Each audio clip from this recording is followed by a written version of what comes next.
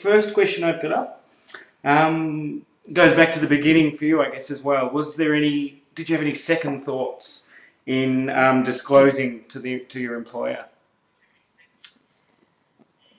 Originally, before I was actually diagnosed with bipolar, and I had quite a bad depressive episode, my employer at that stage was not aware, and I did go through some turmoil as to whether to advise him of that or not.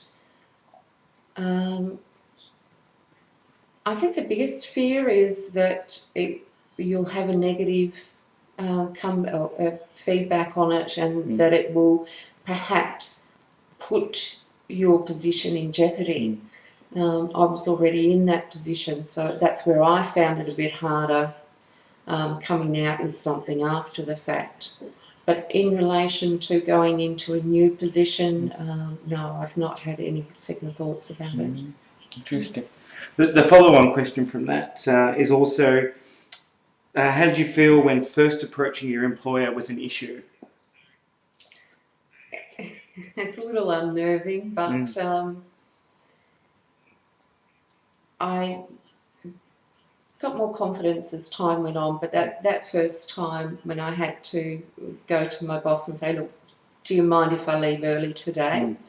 My head is not right, and I'm having trouble comprehending things. The way I put it to her is, it's not worth your while or my while to be here because I'm just not achieving anything.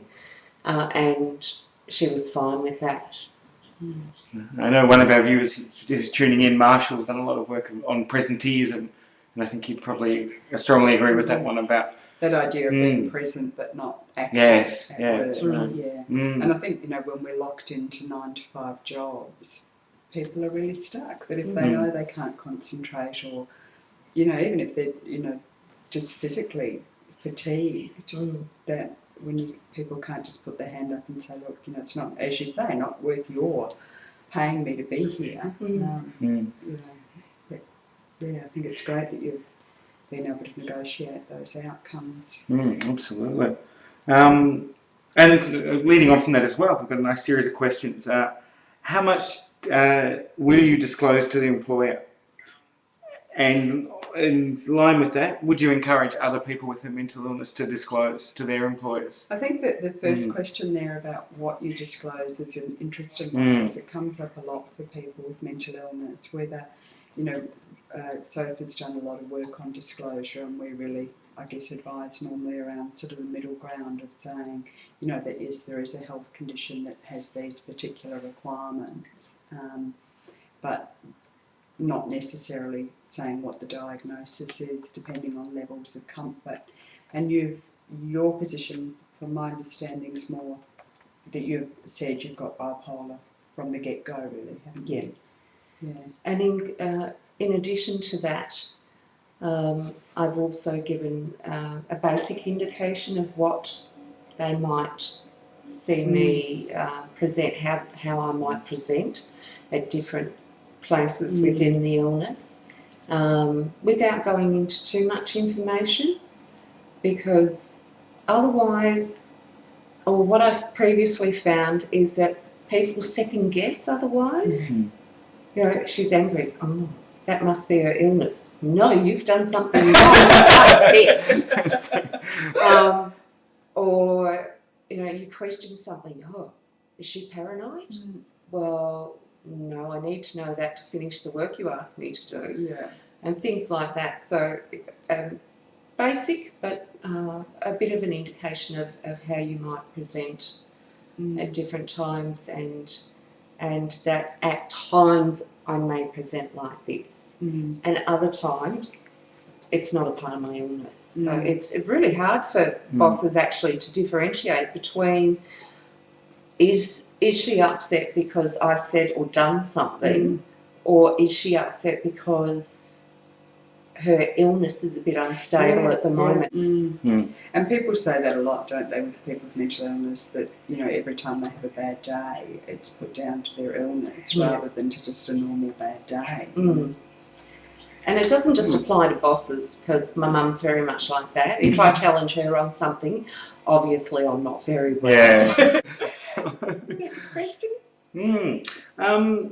This is a good one for anyone who works in disability employment services, I think. Did you have a support worker, either an employment agency or or something medical, or a clinician potentially, who assisted you through the process of disclosing and entering into employment? No, no, I had Interesting. It's no all you. support whatsoever. It would have been nice. It would have been nice to have known what other people experienced in disclosing their illness or why they didn't disclose. However, establishing the support group gave me that sort of feedback in the end, but not at the initial stages where I needed to disclose. Do you think people need to be confident and willing to talk about their illness with other colleagues at work before they decide to disclose? Ooh, Tricky before one. they decide to disclose, that is a really tricky one. I mean, if you have a co-worker that you're very close to and you trust, I think, yes, it'd be worth discussing it with them and see what they think, but not just your everyday general co-workers, because there's always a chance that one of those could go to your boss and disclose it before you had a chance to. I think that'd be a bit of a risk. And I think it's important too to note that with Nicci's experience that you talked to your bosses before you started work and were then kind of public at work about the illness, whereas a lot of people may choose just to talk to their boss and keep it confidential between them and their manager and be very clear at that point that they don't want everybody else knowing. Yes. And what was for you the difference? Because you could have gone down that path. You could have said, you know, in the interview process, look, I'm happy to talk to you and these are the changes I need and whatever, but please don't tell everybody else, it's private. But yeah, you made the decision that you wanted you were comfortable with other people knowing. And what was your thinking at that point about, you know, the other people in the workplace knowing?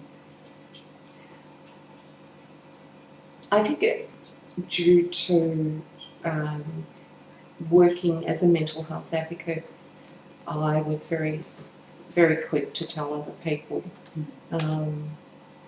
So I didn't have any concerns about being open and honest, and as I said, they received the information really, really well. But I do know a few people who have requested that the boss keep it confidential from anybody else.